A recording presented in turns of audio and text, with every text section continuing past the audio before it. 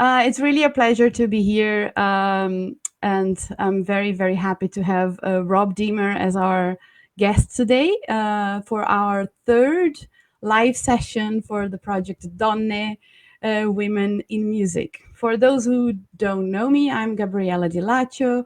I'm the founder and curator of the project Donne, and our main objectives is to support and promote women in music and help to change the current inequality that we find in the music industry.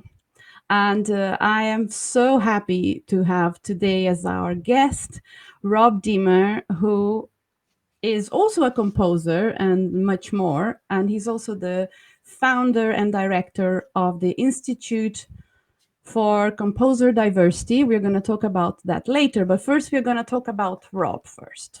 Composer, conductor, educator, and author who advocates for living and underrepresented composers. He also explores the role that contemporary concert music plays in today's society. Rob currently holds the position of professor and head of composition in the School of Music at the State University of New York at Fredonia. Welcome, Rob. So nice to have you here. So good to see you, Gabby. Yeah, We've been probably. talking for like 2 years now. It's nice to Yeah, finally get to see you in I person. know. I know. I mean, thanks pandemic for pushing us to do things that we should have done a long time ago. Uh, Absolutely. Yeah. So we are going to talk. I think our aim, the main subject we are going to talk today is diversity in music repertoire. But before we get into that, I really wanted to know a bit more about Rob, the composer, the musician, the conductor. So tell us a little bit more about your journey. How did you start your journey into becoming a musician? Sure. Well, it has not been a straight line or a straight path, so to speak. Never is it? I'll give you the condensed version.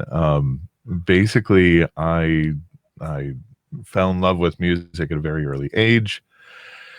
Uh, Discovered at least arranging, not composing, but I started arranging jazz ensemble music when I was in high school. Studied music education. I thought I was going to be a high school band director in suburban Chicago when I was doing my undergrad, but through a number of happy accidents, kind of discovered the idea of being a composer was something that I was not only interested in, but I guess good at. But I had no training, so the idea of at that point being a composer, the only thing I wanted to do at that point was to be a film composer. So I went out to Los Angeles and studied film scoring at the University of Southern California. Lived in LA for 3 years. Figured out that I wasn't so interested in being a freelance composer. And B, I should probably actually learn what I was doing, because at that point I was still completely self-taught and it was in my late 20s. So I went back, I did my graduate studies in composing and conducting, because I wasn't sure whether or not I wanted to be a composer who conducted or vice versa. Decided that being a composer who conducted was better for me. So yeah, I went to the University of Texas for my doctorate and found myself in Oklahoma for a couple of years teaching, year to year, and started a radio show there, which led me to get to know a lot of composers around the country, because I was featuring living composers. I love the idea of advocating for living composers even back then. This was 15 years ago. And then got the job here in Western New York, State University of New York at Fredonia. When was And that? say that again? When was that? Oh, that was in 2007. So I just finished my 13th year. And over time, I got a chance to compose for a lot of amazing musicians and ensembles, but I also got a chance to write for New Music Box and the New York Times, and the idea of not only writing music and not only teaching, but also using a large platform to be able to advocate and to convince folks to do good things, has been something that's been on my plate for a while. And then the last few years, I kind of, again, another happy accident, turned a small project into the Institute. Yes. So the Institute, and before we go into the Institute, I want to kind of go back like what, 4 years, 5 years? Yeah. I think there was something in the water 5, 6 years ago, because that was the time when I had my vision of my ignorance, I like to call it. For me, it was kind of 2014 and then 15. And I remember, as I told you, that finding your Google Sheets of the composers, and then you were still kind of, I remember just seeing those messages, and I looked at this list as well, like combined with the other 6,000 that I had found in the encyclopedia. I was like, oh my God, what's this? And then I remember your developments, and then it became, when it became the composer diversity. And then, so tell us, first of all, I want to know, and I'm sorry, you are a white male guy, which is the stereotype, and you are also a composer. Now, for me, you starting a project that promotes composers is like me starting a project that promotes other sopranos. And then, which nothing wrong with that, guys, by the way. But, is I always felt like singers had, as women singers, had more opportunity than instrumentalists and composers. And for me, the calling was really with the women in history and women composers. But you are a composer, and then you decide to, okay, guys, I'm gonna create a way for you to find out all the competition that is out there, all these amazing people who are out there. So tell us about, first, what inspired you to do that? Well, it's a good question, and it's something that a lot of folks have been curious about, because it really seems kind of, why would you be doing this if you yourself are a composer? I think a lot of it actually has to do with what I just mentioned a little bit earlier in terms of my history. Most composers tend to discover composing when they are, say, somewhere between 10 and 20. And I've worked with a lot of young composers over time, and by the time you get, say, out of undergraduate studies, you think of yourself as a composer. You've been composing for years, all of these things. I started studying composition when I was 27, on a kind of an official basis, so to speak. And so I think, looking back at that, I have a different view of myself as a composer, and looking back at it, I really wish someone had come to me and say, "Hey, you're really good at this. You should do this. You have a lot of potential. Why don't you try that?" Nobody ever did that in my particular case, because I was living in northern Illinois, out in the cornfields, so to speak. And the idea of being a composer was not really something that people really thought of as something that you could do, unless you just happened to you happen to just start composing when you were 10, like Mozart, so to speak. So I think that that's something that I've always taken with me. The idea that, even though, yes, I am a composer, I want to help others discover it. And not only for audience members and listeners to discover new composers, but also to convince, especially young folks, that composing is something that they could do. So that's always been something that's been interesting to me. Hence my radio show on living composers and all of that. But then over time, after doing research and after getting to know a lot of composers and a lot of women composers, because that's kind of how this whole thing started, I discovered that as hard as it is for anyone to get started as a composer, it's extremely hard for women and people of color to at least it was, it has been up until this point, very difficult to convince teachers that that was something that they could do, but then also convince the students or the composers themselves that that was something that was Yeah. something True. an opportunity that's available for them. And so that's kind of how this whole thing got started. I don't really see it as like a competition thing, because basically all of my opportunities that I've had to compose, I just see as like, that's gravy for me. I've been totally lucky to be able to have the opportunities that I have. And now that I've been doing it long enough, I really feel a responsibility to kind of give back to the community as best I can. And I think something we were talking to Anna yesterday as well, which is this notion that we have, at least at the beginning of our careers, that people tell us that, oh, it's very hard, it's very hard, there's no space for everybody, yeah, it's very difficult to make it, and you have competition, competition, competition. And I think finally, it took me so many years to understand that I don't really see people as competition anymore, because we have so many different voices as artists, and I know I will never please everybody. But I know there are lots of people who really enjoy my voice, in terms of artistic voice. Mm-hmm. And I think we have to believe that there is space and opportunity for many more people that we were told, I think, in our at the beginning of our careers. At least I was told it was I'm not saying it's an easy career. Of course it's hard. Of course Sure. it's hard. But we shouldn't see other successful people as a threat. Yeah. So in a way, I totally understand, because I think promoting other people is amazing, and I think encouraging other people to go through the journey.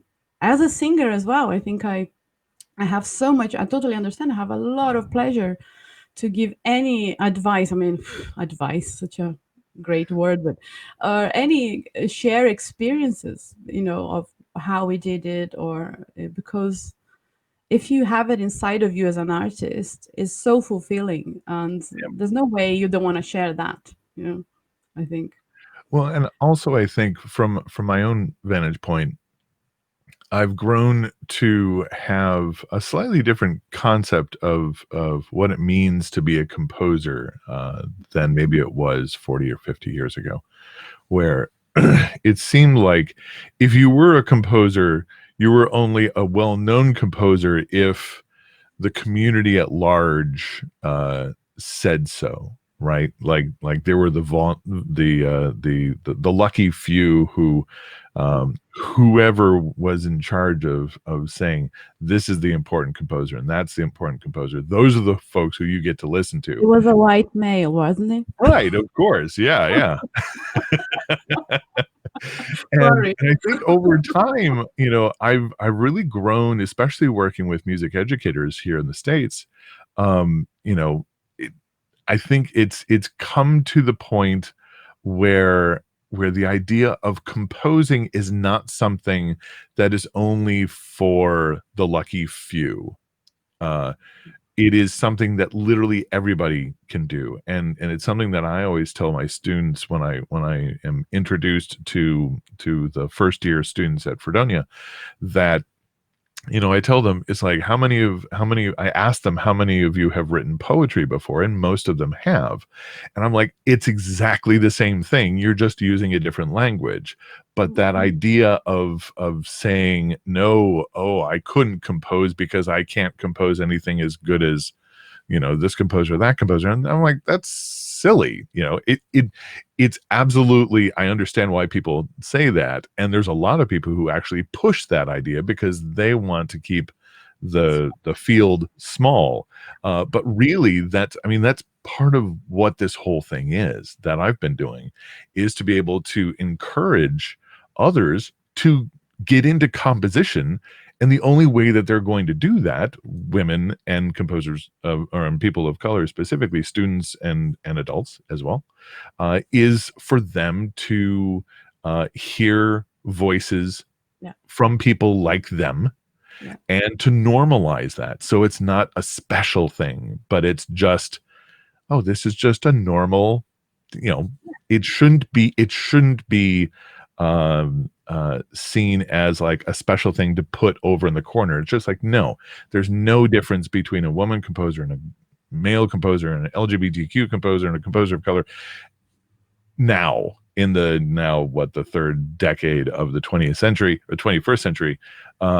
Those should all just be on the same level, and that's kind of Yeah, what I've been doing the last few years, is to try it and should, shouldn't get it? to We're that going to point. talk about the should in a minute, but let's talk about then. You created the composer diversity. If you go to this website and you have no idea of the all the details that you can actually tailor this database to search for a piece of music, is actually, I can't imagine the amount of work you guys had to put into ours to kind of so really people don't have excuses. If they don't have excuses to not play music by women when they come to Donne's website, if you go to your website, then the game is kind of okay, we raised it, Gabriella, your project, we raised it to a completely different level here. So you did all that, and then of course now you have the institute. And what's the difference? Just it's bigger, better? What is the vision for the future? It's yeah, thank you. It's so as you mentioned, this whole thing started out just as a spreadsheet that I I came up remember. with. Started initially just with women composers back in 2016, and basically for about 2 years, just did that, and I put it out on Facebook, put it out on Twitter, and just said, hey, it was a project that I had started for my students here at Fredonia, because thinking a resource would be useful for them to be able to. Yeah. And literally, I just had like um, names and hyperlinks to their websites. That was it, because I thought, well, that's a start. But as I started working with this list of 200 and then 600, and then it just kept going and going, uh, it figured, this should be a resource that everybody should use, not just my students. But also, it wasn't very useful if it was just a list of names, because then you're just expecting people to just, you know, hopefully come across, especially if they're looking for a specific kind of music or a piece of music. Just sending people to a bunch of different websites doesn't help very much. So I came up with the idea of allowing folks to search and browse by different categories. So whether or not they're living or dead, whether or not they live in, you know, what city, what country, state, or city they live in, what are the different We're a genres. bit crazy, right? You know that. Say that again. We're a bit crazy, right? You know that. It was great, and it was just kind of one of those things where I'm like, oh well, this is what I need to do. Therefore, I had no idea the hours and hours and months and years that I would be putting into this. But that idea of being able to search by genre, and also by demographics, whether or not they were racial, ethnic, or cultural heritages. And initially, it was just women. But once I kind of publicly launched the Google spreadsheet officially, called it the Women Composers Database, I'm like, well, if I'm going to do that, it's not that hard to then just add all of the male composers of color, because I already had all the female composers of color in there already. So then it became the Composer Diversity Database that launched in the summer of 2018. And it was it was interesting, because a colleague of mine said, "Hey, you're probably, this is a big enough project. You're going to need some help." And I had already had people helping me, but the idea of I thought they were just kind of friends helping. The idea of actually creating an organization to do this didn't really start until after we launched the website. Mhm. Um, and then, basically, once I started the institute, that allowed for me to expand the database. So it wasn't just a database where you could search composers, but you could also look up works. And then also it allowed for me to do something else that I was really interested in, which was to analyze what orchestras, and now we're also going to be doing analysis on wind bands here in the States, and hopefully other ensembles as well, looking at programming and kind of trying to convince folks, hey, this is actually the state of the union. This is what the state of our community is, Yeah. what people are doing, and then to try to kind of convince them, hey, you could do it differently. Oh, and oh, by the way, we have these resources that you could use to do that differently. So that's kind of that. I tend to think of the three prongs of what we're doing with the Institute is we do the advocacy, we do the analysis in order to be able to do the advocacy, and then we have the resources by which we convince folks to put that advocacy into place, into you. And do you manage to convince them?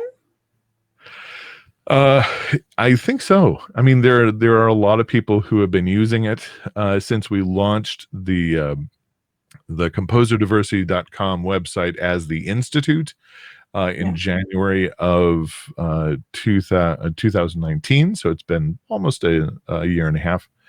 We've had over 60,000 visitors to it.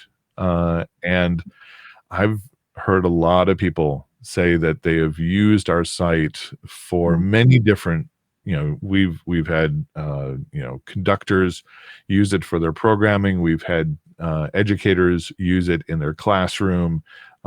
We've had radio show folks use it to find music for their radio.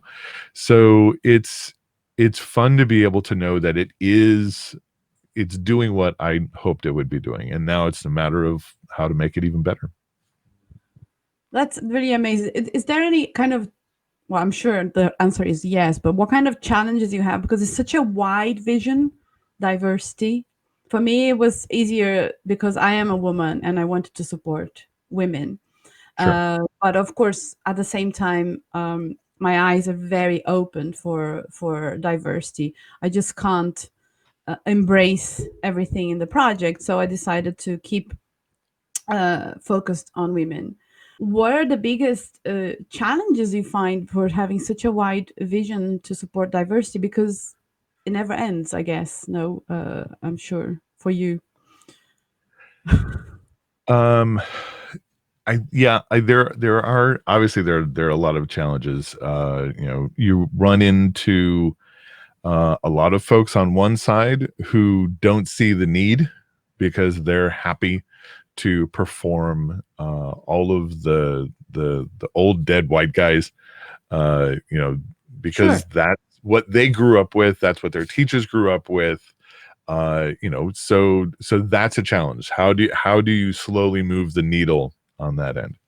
And then you have folks on the other side who are really, they are so energetic and passionate about this, and it is a challenge being a white guy, because I mean, and it's a challenge that I totally take on.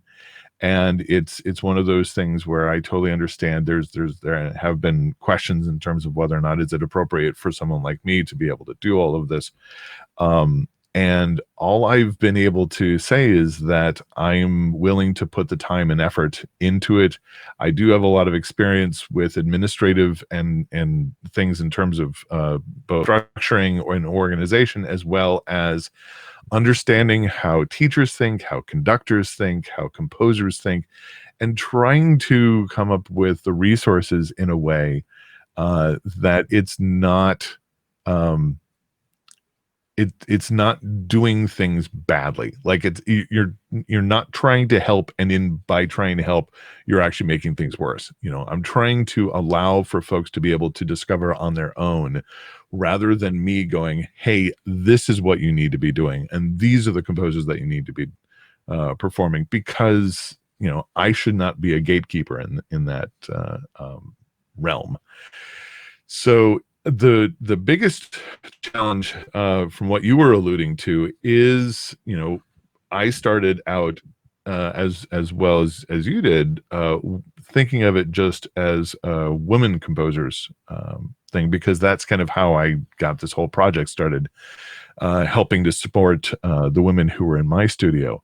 But over time, it just felt right to expand the concept of a searchable database to include composers of color. And now recently, we've also included LGBTQIA composers as Mhm. well. So the challenge with that is, with that particular thing of having kind of, I describe it as a big tent, a very wide and broad organization, rather than one that focuses deep on one component of underrepresented composers, is that, yeah, you they're not all the same, right? There are a lot more women composers than there are composers of color, and LGBTQIA composers, um, they have had difficulties for different reasons, but there are some composers, namely white gay composers, especially in the 20th century, who did not let, we can just be blunt and say they don't need help, right?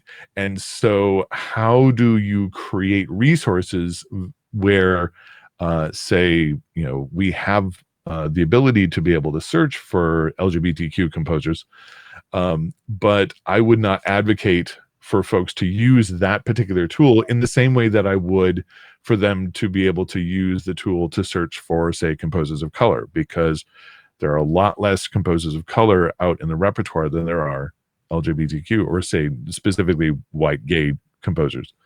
And so when you're dealing with all of these things, I mean, I have stepped in it more times than I can count. I've, trying to be helpful, and I'll say something, and then, suddenly online people are like, what are you talking about? That's the worst thing in the world. And then I'm like, okay, I'm sorry, back up and be like, okay, let's try a different tack.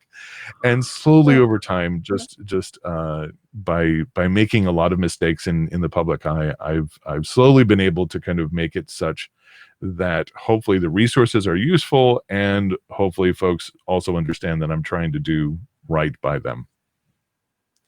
Yeah, well, I think, first of all, I think it's great that you are a white male doing this. I think you should just not feel bad at all. It's exactly, it's amazing. We need people like you, because for me, I'm a woman. I'm defending women, and normally people will support the minority that they are part of, and that's Sure. very strong, as it should be. I think there's a lot of strength that for somebody like you to be in this position, because you're such a great example. Like so many other people should be following.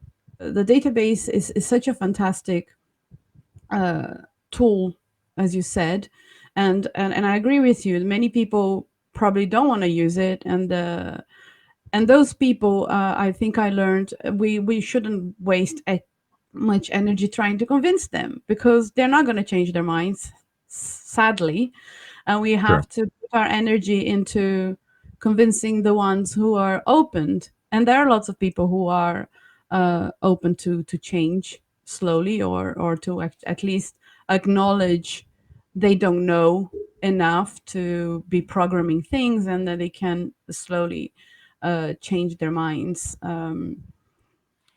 And it never ends, in my opinion. For me, it never ends. We did 2 years the orchestral research, only for this global, my cat is playing with the cables now, with the global 15 top orchestras, as per a gramophone research.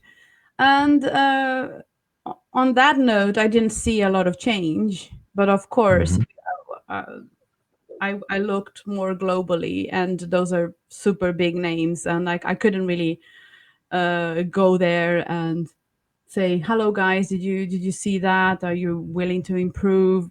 And Right. those institutions, it seems to me, they care less, because they have such a huge following. But funnily enough, they are the ones with the biggest power to actually educate people in a nice way by including different pieces uh, in concerts. Well, I will say that one of the main advantages or the yeah, I'll call it an advantage, is that I have been able to do this, is that it's not just me. I started the the spreadsheets way back in 2016, but it took it took a little while for folks to get connected with it. But over the last few years, I would say most of the stuff most of the resources that we currently have on the database has been put there by volunteers and folks who have just been out in the world uh, helping us. They come to us, they come to me and say, "Hey, I'm really interested in this. Can I help?" And they will spend hours doing this. For example, many of the works in our works database was put there by still a young educator. He's currently doing his graduate studies at the University of South Carolina, Christian Michael Falk, and he put in thousands of works. He came up with his own database of works for wind band and then for orchestra, and then we've been able to integrate that. But even just recently, like, we've had folks. I'm seeing Denise Rivera is currently watching us, and she's a really good friend and an advocate for the composers of Puerto Rico, and came to me and said, "Hey, is there a way to be able to allow for us to be able to find composers from this U.S. territory, Puerto Rico, in the Caribbean?" And I was like, "That's a good question. Let's see if we can figure it out." And we did. She was able to show me composers that I was unaware of, and we were able to fix the interface so that it made it such so that you could search for those composers in the right way. So, I mean, and that's just two examples. I have a litany of folks, a large list of volunteers and advocates who see this as really important. And then for me to just kind of look at all of it and go, okay, well, how are we going to make this work? And then slowly over time, we're able to do that. So I want to make sure this isn't just me. If anything, I'm just kind of trying to steer the ship at this point. There's a lot of folks who've been working on this for a long time. Yeah, and that's great. I mean, and I'm sure all the people involved, it gives you a lot of pleasure, I guess, to be involved in a project like this. I mean, going through this pandemic, and of course, our reality as musicians, as you know, concert goers, has completely changed. The music world has changed, and we still don't know exactly how the future will be for all of us. Do you think this pandemic will affect? Because I think we had such a small revolution going on for the past 2 years. You know, so many nice, wonderful initiatives have appeared as well in the past years. It's not only yours or mine. I refuse to name it because I know I will forget so many. But on Donne's Sure. website, we list all the ones that are appearing so people can, because each one of them is focused in something different, in more like concert series or so. Please keep checking, guys. But I think we had a nice push, and then suddenly the pandemic is happening, and now theaters are really worried about what we're gonna do. Are we gonna just fill a couple of seats? So, do you think this small conscience of diversity and inclusion in programs is gonna disappear, or how can we? I don't know. How can we make sure it doesn't? You know, the nice movement that started doesn't go away. It is one of the big questions that I've been wrestling with over the last 3 months. Is uh, all of these different, it's how does one advocate for repertoire diversity and to change folks' musicians' mindsets in terms of the music that they're choosing, when everyone is so focused on whether or not are they going to have a season, are they going to have a job, are they all of those kind of bread and butter, nuts and bolts issues that people are worried about survival and making Yeah. sure that they can pay their mortgage. How does one make sure to think about that? A couple things makes me think that I think it is a good time for that. At least from my own vantage point, we've seen a doubling of folks of traffic on our website over the last since March. It was average, we had kind of more or less an average of maybe 2,500 visitors a month. And in March and in April and in May, it's been about 5,000 or over that per month, which basically shows me there's a lot of folks who, for whatever reason, they're interested in at least looking at our resources and trying to discover composers and repertoire. So it makes me think that people may see this as an opportunity for them to at least have some time to explore music that they might not normally have if they're super busy going to work and doing all of the things that they have to do normally. If everybody is kind of forced to be staying at home, they have a little bit more time, they're online, they can do this. So I'm hoping that that's bodes well for the future.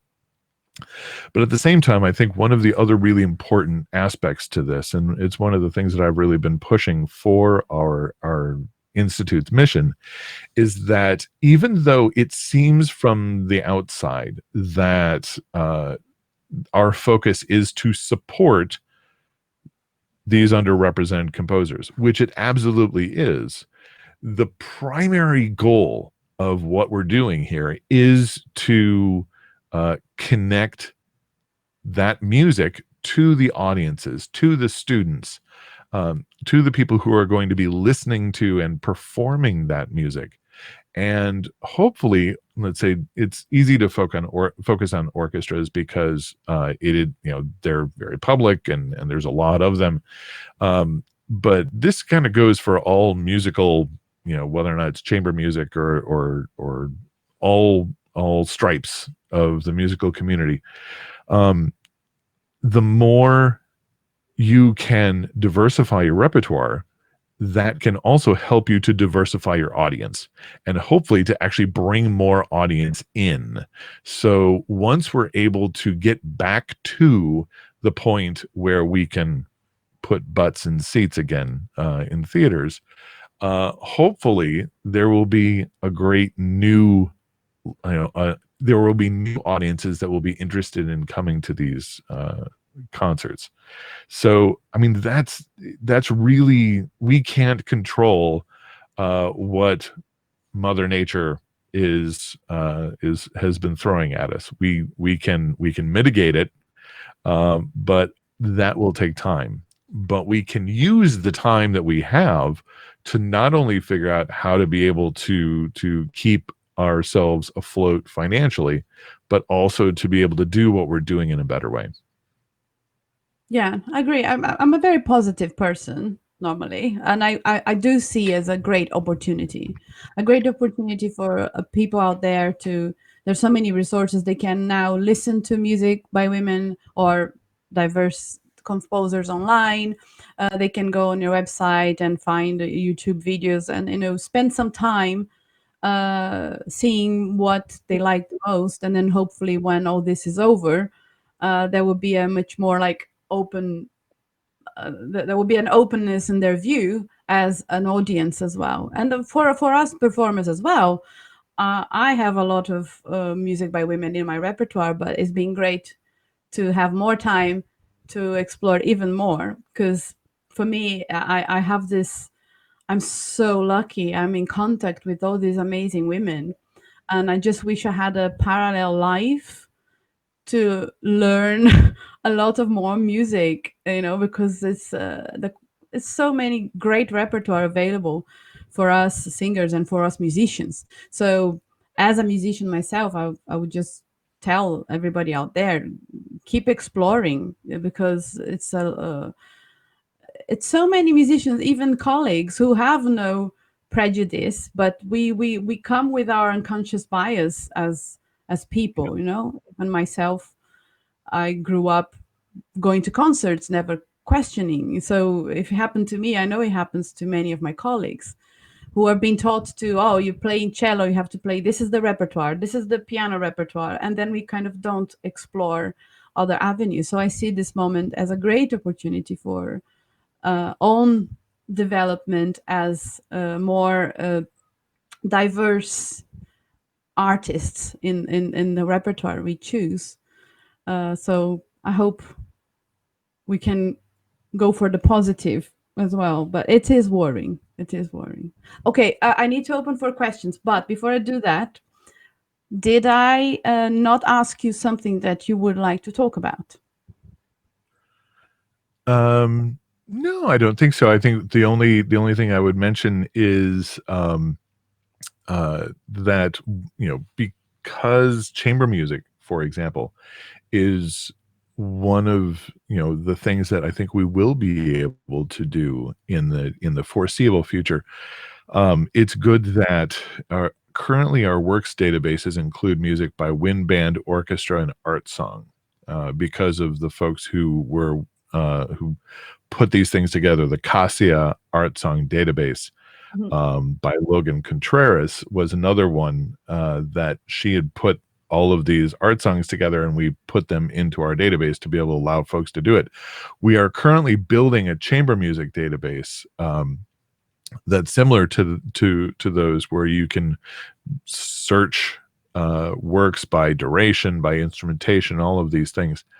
And hopefully once that goes online, and it will take a little while, because as you can imagine, there's probably 20 or 30,000 works we're going to have to put in that.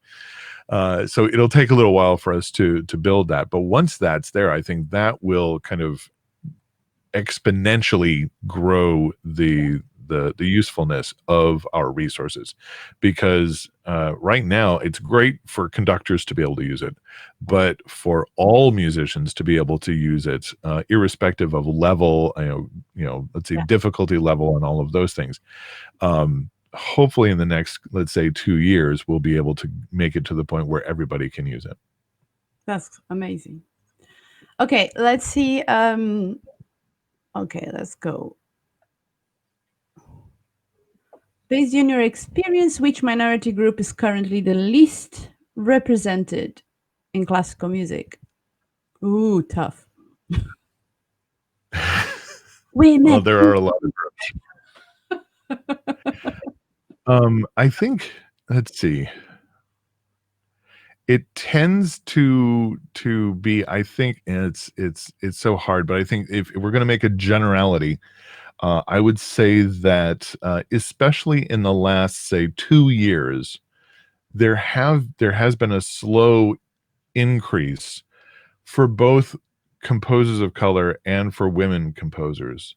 I would say in general, composers of color, just because of the lack of numbers, there are just less say Black composers or Latinx composers that are out there. There are a lot of Asian composers, so I think they're less of that particular demographic is less of an issue, because composing is something that's very you find a lot of Chinese composers and Korean and Japanese and so on and so forth.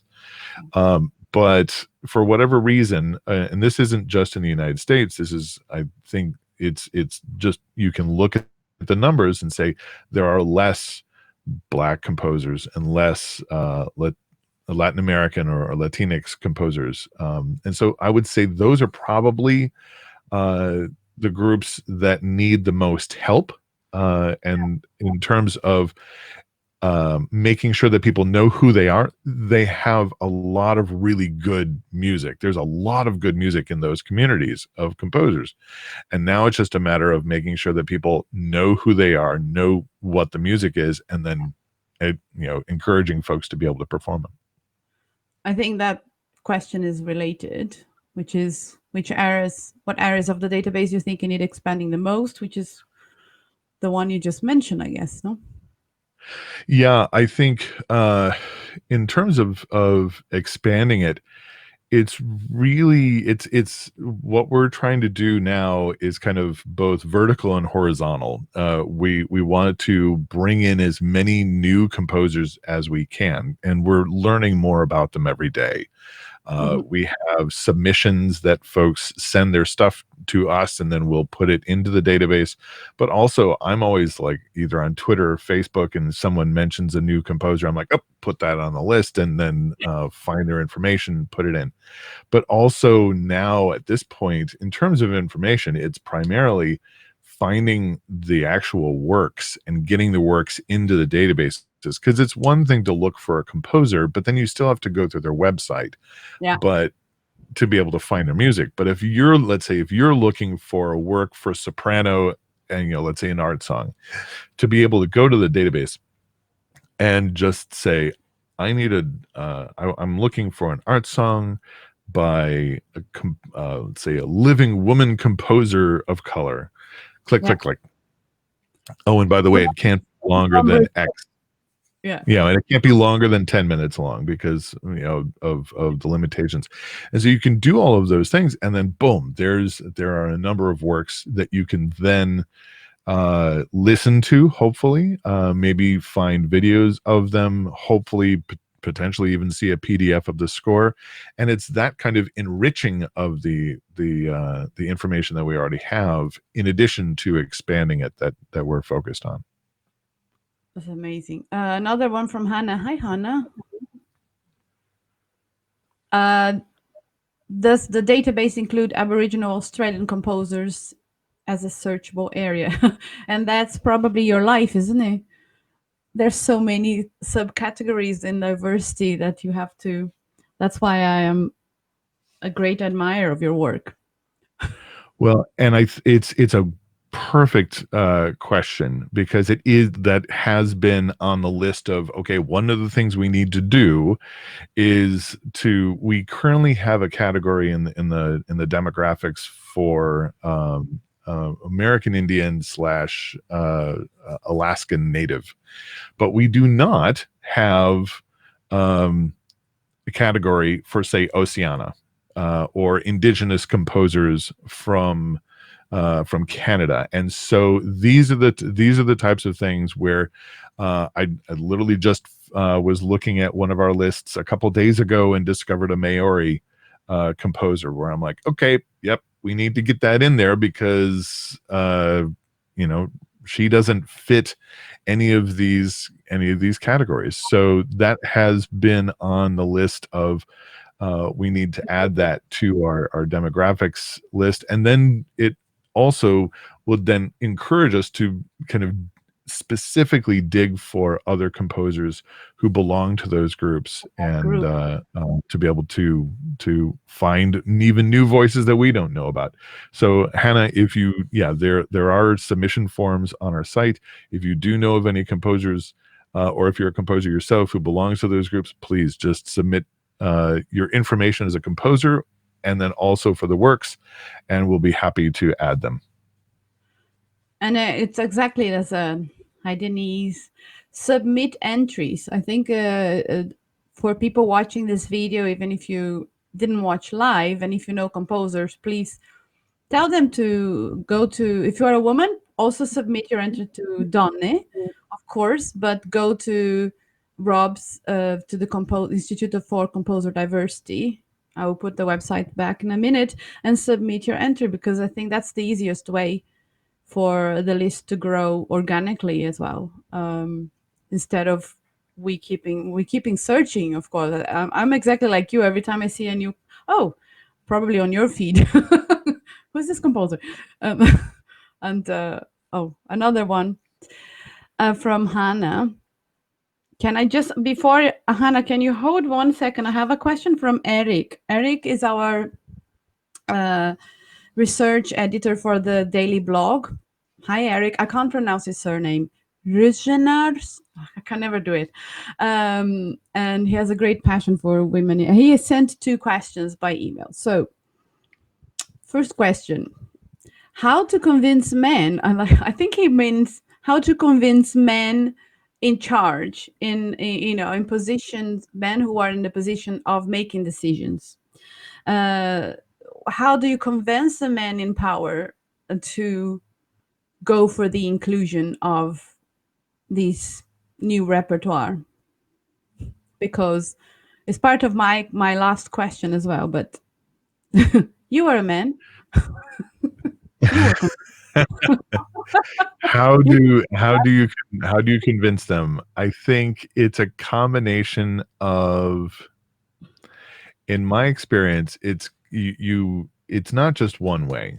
Like, one of the things that we've been doing with our analysis is to look at, we've analyzed 120 orchestras around the country here in the States, and then I just put up the numbers of all of them, not to aggregate them, but to actually put them, side by side. And that kind of competition of like, oh wait, we're not doing as well as we could, that in and of itself kind of pushes people a little bit to be like, wait a minute, we don't look as good as we thought we did. Maybe we should do things differently.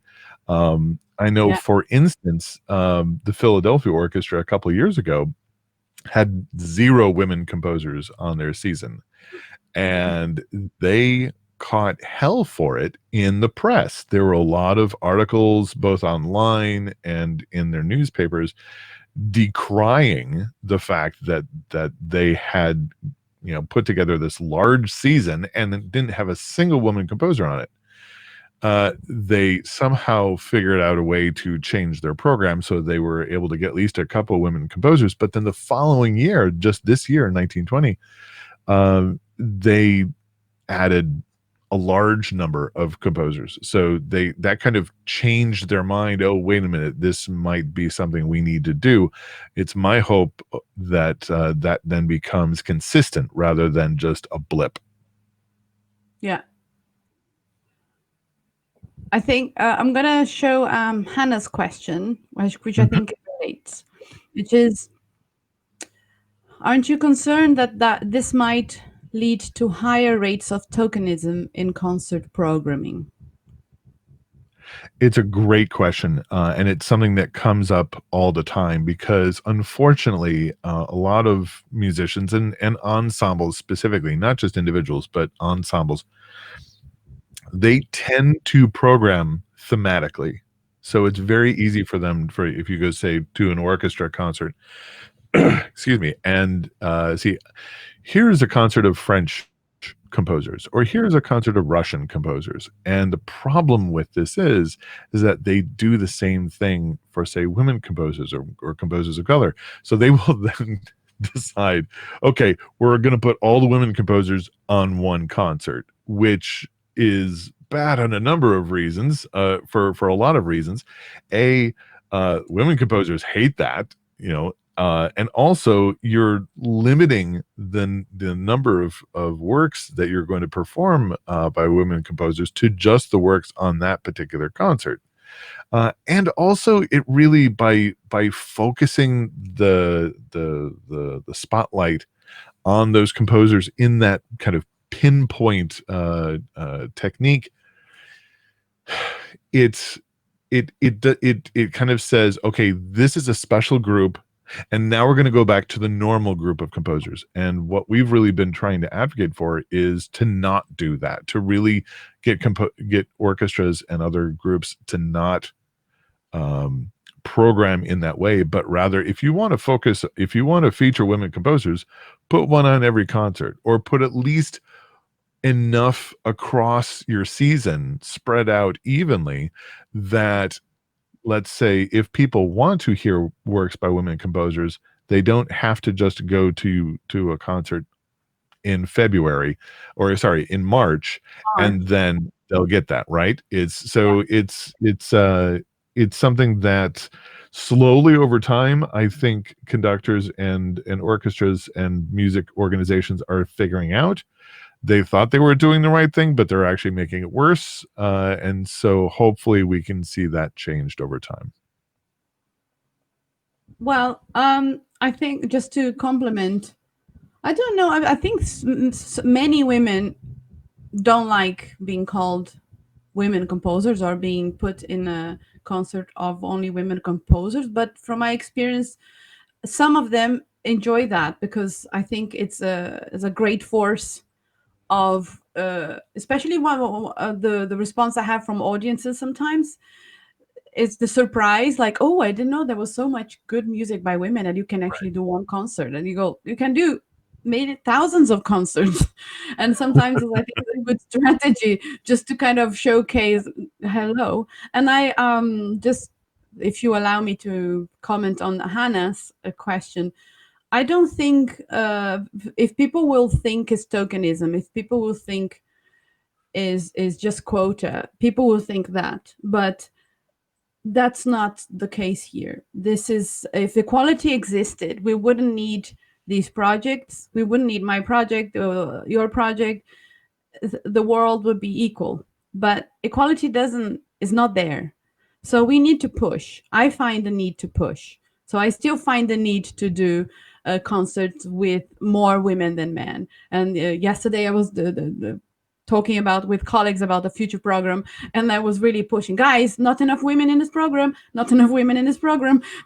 Right. You know, and it's not for tokenism, because there are amazing pieces of work that you can we can include every time. I think my goal will be, at least as you said, one piece, not like a 5 minutes piece, but a Right. substantial piece in each concert. If you're doing Beethoven's Fifth, for God's sake, the audience will come for that. Just add something else, you know, Right. a good length piece by a woman or by a diverse composer to be part of that program. And I think I will never see that as tokenism. I will always see like a great opportunity for educating people, ourselves as well. I learn new repertoire every week, every day, just with our daily blog, those two new composers we promote every day. I always go there and I listen to their music and I go, wow, wow. So I think we And shouldn't I, be. and I would also say that I love the idea of having an entire concert of women composers in the same way that you have an entire concert of male composers. Yeah. Just don't make a big deal of the fact that you're doing an entire, like, don't say here's a special concert.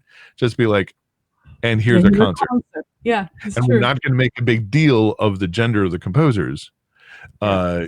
And so it's that normalization of it. So it's not even the fact, the idea of you need to spread it out so it's throughout the season. But if one of those concerts happens to be all women composers, great. Just don't make a big deal. Like, don't point to it and say, look, aren't we doing a good job? You're just like, no, that should Yeah. just be Good. a Thursday. That shouldn't be something to make a big deal of, other than the fact that you put it out there, and over time people will expect to see it, and it will look weird if you don't have it. Yeah. Um, can you measure how often your database is accessed by people from different geographical regions? Question from Mary. Yes, we do have. I haven't looked at it recently, but I know that looking at the analytics of the site, that we do have folks around the world using it, which is exciting. Especially for me, because this room here is basically where I've been working on this project now for the last 4 years, and the idea of here I am sitting in Western New York.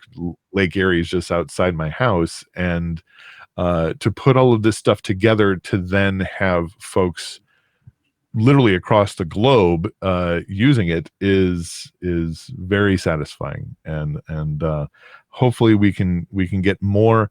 One of the things I also wanted to kind of, I'm going to copy what Gabby was doing, was to look at more, try to analyze what orchestras are doing outside of the States. Currently, we're doing it pretty much in the States, but over time, I want to see what's going on in England, what's going on in the EU, what's going on in Australia and Yeah. elsewhere, and see what are the different, what are the differences in programming from location to location.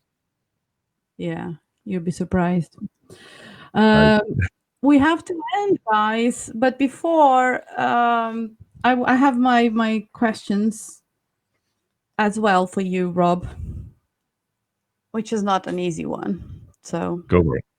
So we have amazing talent, we have amazing resources, we have people and projects like yours and mine making super easy for the music to be found, but still the progress is very slow. Right. So what do you think is the main problem? Why do you think is the main reason for this still happening? And to what else can we do to speed up and create a real change? Great.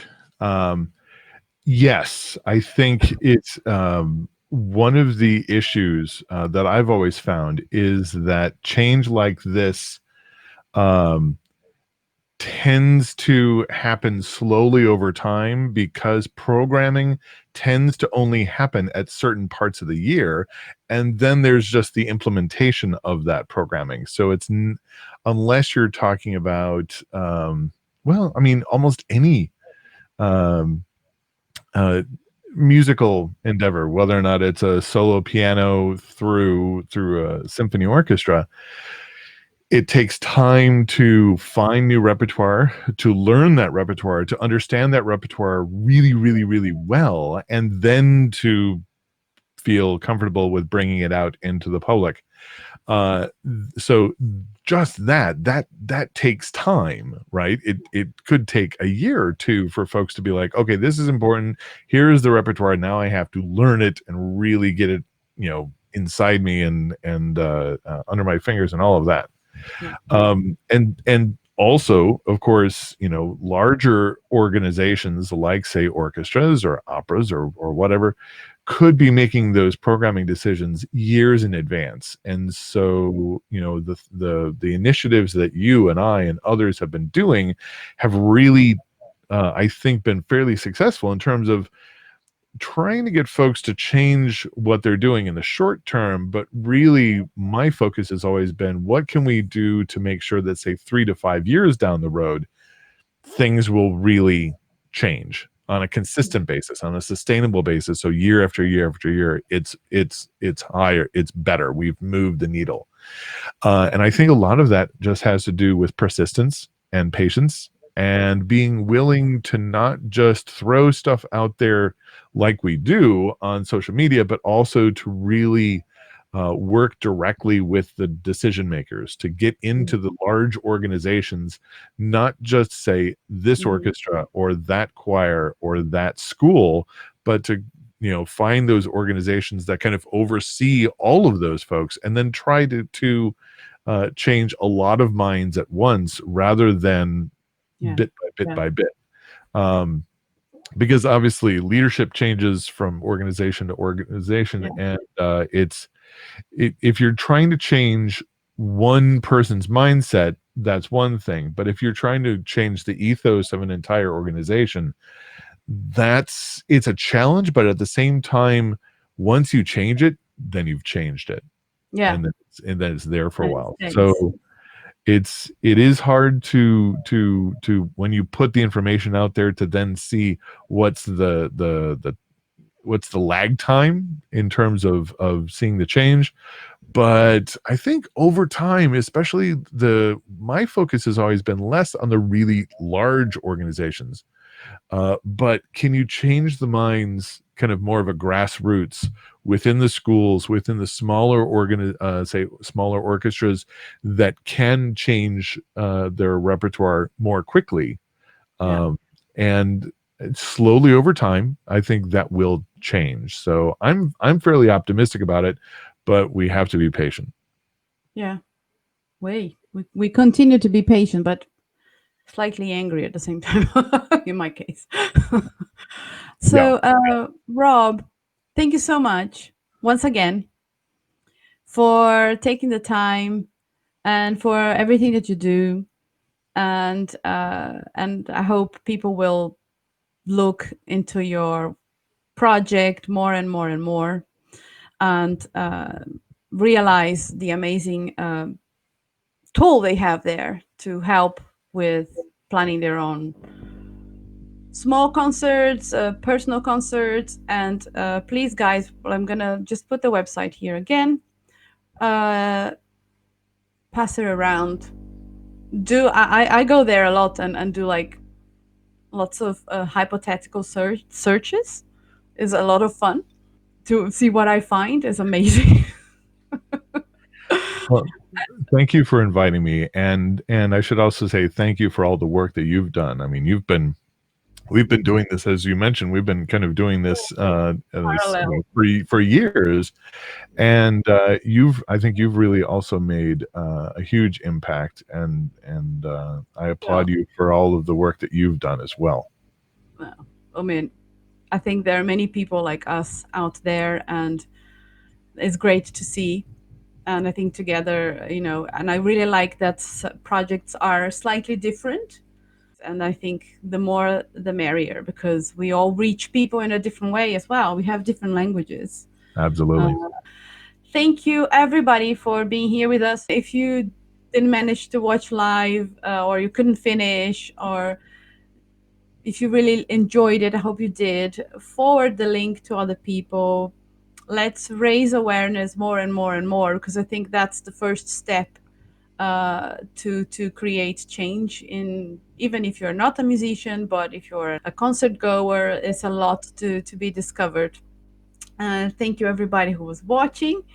And tomorrow we're gonna be here again with the composer Catarina Domenici, Brazilian pianist. And it's going to be really interesting. Catarina has been a renowned pianist in Brazil and in America, where she studied as well, mixing jazz and contemporary music. And then only 3, 4, 5 years ago, she came up out of the closet as a composer.